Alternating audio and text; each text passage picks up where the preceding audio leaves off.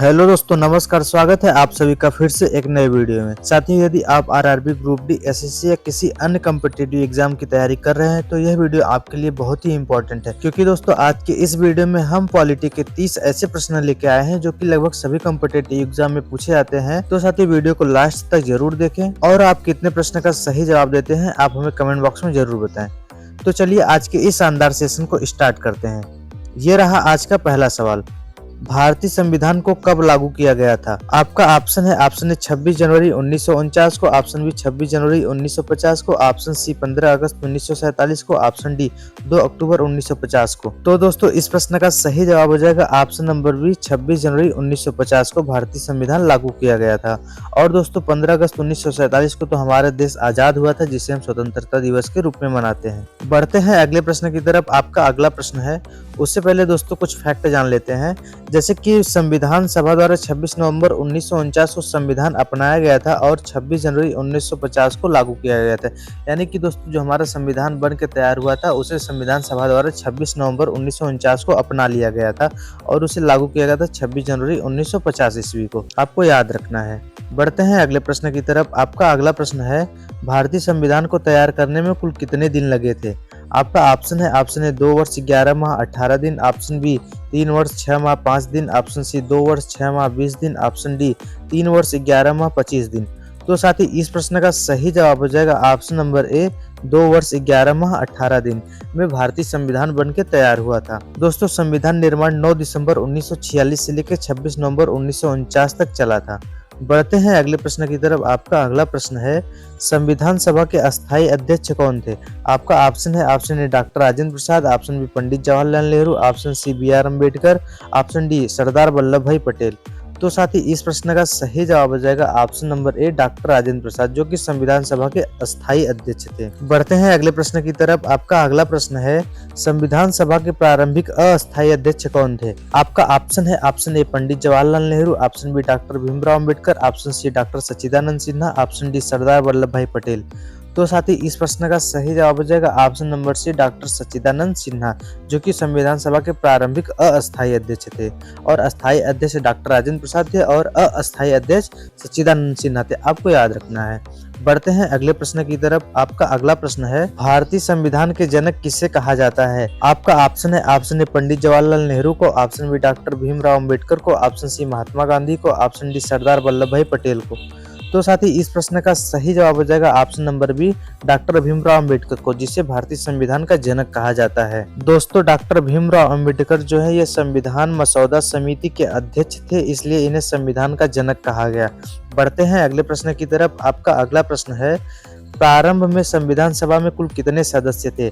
आपका ऑप्शन है, option A 389, option B 299, option C 395, option D 250। तो दोस्तों आपका सही जवाब हो जाएगा ऑप्शन नंबर ए 389 सदस्य। यानी कि दोस्तों प्रारंभ में संविधान सभा में कुल 389 सदस्य थे, लेकिन बाद में जब विभाजन हुआ, मुस्लिम लीग की स्थापना हुई तो कुल 299 सदस्य ही रह गए। वही चीज दोस्तों यहाँ पर दिया गया है कि प्रारंभ में संविधान सभा में कुल 389 सदस्य थे, बाद में विभाजन के बाद 299 रह गए। बढ़ते हैं अगले प्रश्न की तरफ। आपका अगला प्रश्न है, संविधान सभा ने संविधान को कब अपनाया? आपका ऑप्शन है, ऑप्शन ए 26 जनवरी 1950 को, ऑप्शन बी 15 अगस्त 1947 को, ऑप्शन सी 26 नवंबर 1949 को, ऑप्शन डी 2 अक्टूबर 1949 को।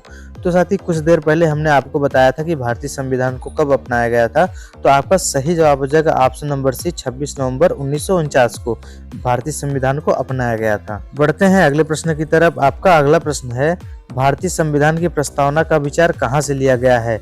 आपका ऑप्शन है, ऑप्शन ए आयरलैंड से, ऑप्शन बी अमेरिका से, ऑप्शन सी ब्रिटेन से, ऑप्शन डी फ्रांस से। यानी कि दोस्तों आपको बताना है कि जो हमारे भारतीय संविधान में जो प्रस्तावना है उसका विचार किस देश से लिया गया है। तो दोस्तों इस प्रश्न का सही जवाब हो जाएगा ऑप्शन नंबर बी अमेरिका से। यानी कि दोस्तों भारतीय संविधान का जो प्रस्तावना है उसका विचार अमेरिका से लिया गया था। बढ़ते हैं अगले प्रश्न की तरफ। आपका अगला प्रश्न है, संविधान की प्रस्तावना में लोकतंत्र शब्द का क्या अर्थ है? आपका ऑप्शन ए जनता द्वारा शासन, ऑप्शन बी राजा द्वारा शासन, ऑप्शन सी मंत्री द्वारा शासन, ऑप्शन डी सेना द्वारा शासन। तो साथ ही इस प्रश्न का सही जवाब हो जाएगा ऑप्शन नंबर ए जनता द्वारा शासन। यानी कि दोस्तों जो लोकतंत्र होता है उसका मतलब होता है कि लोगों का तंत्र, यानी कि जनता का तंत्र, यानी कि जो जनता द्वारा प्रतिनिधि चुना जाएगा वही शासन कर सकता है, इसलिए है जनता द्वारा शासन कहा जाता है। बढ़ते हैं अगले प्रश्न की तरफ। आपका अगला प्रश्न है संविधान की प्रस्तावना में कितने आदर्श हैं? आपका ऑप्शन है option A 3, option B 4, option C 5, option D 6। तो साथ ही इस प्रश्न का सही जवाब हो जाएगा ऑप्शन नंबर सी 5 आदर्श हैं, जो निम्न प्रकार से हैं। न्याय, स्वतंत्रता, समानता, बंधुता और धर्मनिरपेक्षता, ये 5 आदर्श हैं भारतीय संविधान की प्रस्तावना में। बढ़ते हैं अगले प्रश्न की तरफ। आपका अगला प्रश्न है भारतीय संविधान की प्रस्तावना में समाजवाद और धर्मनिरपेक्षता शब्द कब जोड़े गए थे? आपका ऑप्शन है ऑप्शन ए 1950 ईस्वी में, ऑप्शन बी 1976 ईस्वी में, ऑप्शन सी 1962 में, ऑप्शन डी 1989 में। तो साथ ही इस प्रश्न का सही जवाब हो जाएगा ऑप्शन नंबर बी 1976 ईस्वी। बढ़ते हैं अगले प्रश्न की तरफ। आपका अगला प्रश्न है हम भारत के लोग शब्द संविधान के किस भाग से लिए गए हैं? आपका ऑप्शन है ऑप्शन ए प्रस्तावना से, ऑप्शन बी मूल अधिकारों से, ऑप्शन सी नीति निर्देशक तत्वों से, ऑप्शन डी अनुच्छेद 70 से। तो साथ ही इस प्रश्न का सही जवाब हो जाएगा ऑप्शन नंबर ए प्रस्तावना से। यानी कि दोस्तों हम भारत के लोग जो शब्द है यह संविधान के प्रस्तावना से लिया गया है। बढ़ते हैं अगले प्रश्न की तरफ। आपका अगला प्रश्न है संविधान के किस भाग में मूल अधिकार दिए गए हैं? आपका ऑप्शन है ऑप्शन ए भाग 2, ऑप्शन बी भाग 3, ऑप्शन सी भाग 4, ऑप्शन डी भाग 5। तो साथ ही इस प्रश्न का सही जवाब हो जाएगा ऑप्शन नंबर बी भाग 3, जिसमें भारतीय संविधान में मूल अधिकार दिए गए हैं। दोस्तों भाग 3 में अनुच्छेद 12 से लेकर 35 तक मूल अधिकारों को वर्णन देखने को मिलता है। बढ़ते हैं अगले प्रश्न की तरफ। आपका अगला प्रश्न है भारत में कुल कितने मूल अधिकार हैं? आपका ऑप्शन है option A 5, option B 6, option C 7, option D 8। तो साथ ही इस प्रश्न का सही जवाब हो जाएगा ऑप्शन नंबर बी 6। दोस्तों वर्तमान में 6 मूल अधिकार हैं। संपत्ति का अधिकार 44वें संविधान संशोधन द्वारा हटा दिया गया था। बढ़ते हैं अगले प्रश्न की तरफ। आपका अगला प्रश्न है अनुच्छेद 14 किससे संबंधित है? आपका ऑप्शन है ऑप्शन ए समानता का अधिकार, ऑप्शन बी स्वतंत्रता का अधिकार, ऑप्शन सी शोषण के विरुद्ध अधिकार, ऑप्शन डी संवैधानिक उपचारों का अधिकार। तो साथ ही इस प्रश्न का सही जवाब हो जाएगा ऑप्शन नंबर ए समानता का अधिकार, जो कि अनुच्छेद 14 से संबंधित है। बढ़ते हैं अगले प्रश्न की तरफ। आपका अगला प्रश्न है भारत के संविधान में न्यायिक पुनरावलोकन की शक्ति किससे ली गई है? आपका ऑप्शन है ऑप्शन ए ब्रिटेन से, ऑप्शन बी अमेरिका से, ऑप्शन सी आयरलैंड से, ऑप्शन डी कनाडा से। तो दोस्तों इस प्रश्न का सही जवाब हो जाएगा ऑप्शन नंबर बी अमेरिका से। यानी कि दोस्तों भारतीय संविधान में जो न्यायिक पुनरावलोकन की शक्ति है वह अमेरिका के संविधान से लिया गया है। बढ़ते हैं अगले प्रश्न की तरफ। आपका अगला प्रश्न है अनुच्छेद 21 किस अधिकार से संबंधित है? आपका ऑप्शन है ऑप्शन ए जीवन और व्यक्तिगत स्वतंत्रता का अधिकार, ऑप्शन बी समानता का अधिकार, ऑप्शन सी शिक्षा का अधिकार, ऑप्शन डी संपत्ति का अधिकार। तो दोस्तों आपका सही जवाब हो जाएगा ऑप्शन नंबर ए जीवन और व्यक्तिगत स्वतंत्रता का अधिकार। दोस्तों यह अनुच्छेद जीवन के अधिकार को मौलिक अधिकार के रूप में स्थापित करता है। बढ़ते हैं अगले प्रश्न की तरफ। आपका अगला प्रश्न है शिक्षा का अधिकार किस संशोधन द्वारा जोड़ा गया था? आपका ऑप्शन है ऑप्शन ए 42वां संविधान संशोधन, ऑप्शन बी 44वां संविधान संशोधन, ऑप्शन सी 86वां संविधान संशोधन, ऑप्शन डी 91वां संविधान संशोधन। तो साथ ही इस प्रश्न का सही जवाब हो जाएगा ऑप्शन नंबर सी 86वां संविधान संशोधन, जिसमें शिक्षा का अधिकार जोड़ा गया था, जो कि 6 वर्ष से लेकर 14 वर्ष के बच्चों को दिया गया था। दोस्तों 86वें संविधान संशोधन 2002 द्वारा अनुच्छेद 21A जोड़ा गया था।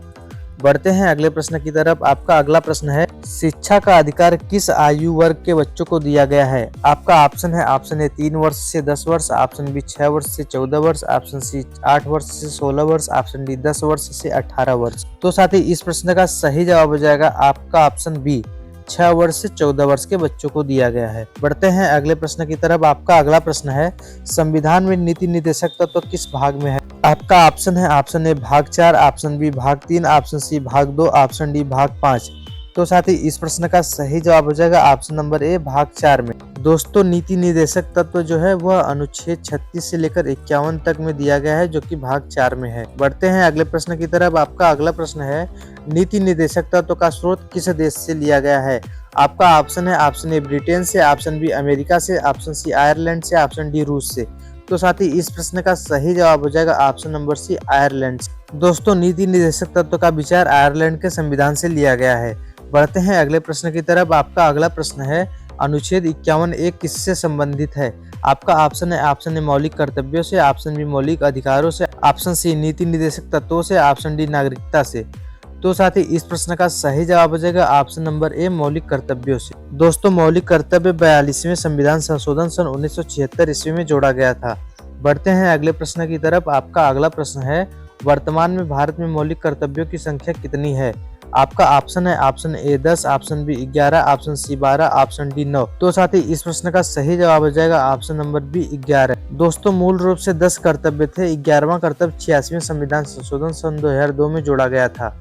बढ़ते हैं अगले प्रश्न की तरफ। आपका अगला प्रश्न है भारत के राष्ट्रपति का चुनाव किसके द्वारा होता है। आपका ऑप्शन है ऑप्शन ए जनता द्वारा, ऑप्शन बी संसद द्वारा, ऑप्शन सी निर्वाचन मंडल द्वारा, ऑप्शन डी प्रधानमंत्री द्वारा। तो साथ ही इस प्रश्न का सही जवाब हो जाएगा ऑप्शन नंबर सी निर्वाचन मंडल द्वारा। दोस्तों निर्वाचन मंडल में संसद के दोनों सदन और राज्य विधानसभाएं शामिल होती हैं। बढ़ते हैं अगले प्रश्न की तरफ। आपका अगला प्रश्न है भारत के प्रथम राष्ट्रपति कौन थे। आपका ऑप्शन है option A doctor Rajendra Prasad, option B Sarvepalli Radhakrishnan, option D doctor Zakir Hussain, option B V Giri. तो साथ ही इस प्रश्न का सही जवाब हो जाएगा option number A doctor Rajendra Prasad, जो कि भारत के प्रथम राष्ट्रपति थे और संविधान सभा के अस्थायी अध्यक्ष भी थे। आपको याद रखना। बढ़ते हैं अगले प्रश्न की तरफ। आपका अगला प्रश्न है राष्ट्रपति का कार्यकाल कितना होता है। आपका ऑप्शन है ऑप्शन ए 4 वर्ष, ऑप्शन बी 5 वर्ष, ऑप्शन सी 6 वर्ष, ऑप्शन डी 7 वर्ष। तो साथ ही इस प्रश्न का सही जवाब हो जाएगा ऑप्शन नंबर बी 5 वर्ष। दोस्तों राष्ट्रपति का कार्यकाल संविधान के अनुसार 5 वर्ष का होता है। बढ़ते हैं अगले प्रश्न की तरफ। आपका अगला प्रश्न है राष्ट्रपति पद से इस्तीफा किसे दिया जाता है। यानी कि दोस्तों जो राष्ट्रपति होता है अगर उसे इस्तीफा देना है तो वो किसे देगा। तो आपका ऑप्शन है ऑप्शन ए प्रधानमंत्री को, ऑप्शन बी लोकसभा अध्यक्ष को, ऑप्शन सी उपराष्ट्रपति को, ऑप्शन डी मुख्य न्यायाधीश को।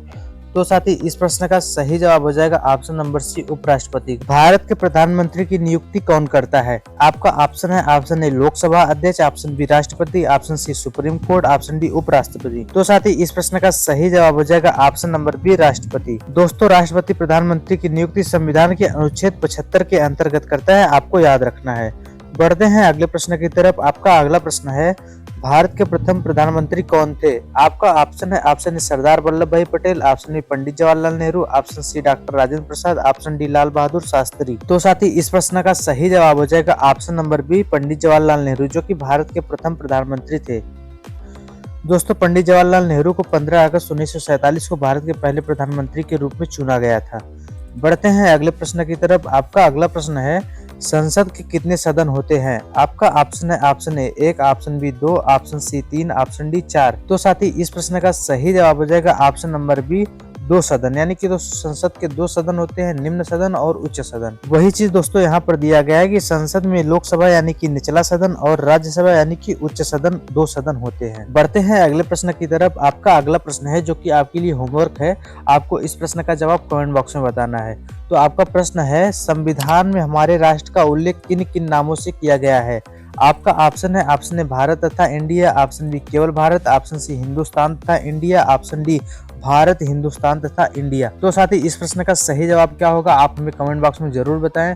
और साथ ही आप यह भी बताएं कि आपने कितने सारे प्रश्न का सही जवाब दिया है, आपका क्या स्कोर रहा है 30 में से आप कितने सारे प्रश्न का सही जवाब दिए हैं, हमें कमेंट बॉक्स में जरूर बताएं। और दोस्तों आप अपनी तैयारी को कंटिन्यू रखें। मिलते हैं किसी नेक्स्ट वीडियो में, तब तक के लिए जय हिंद।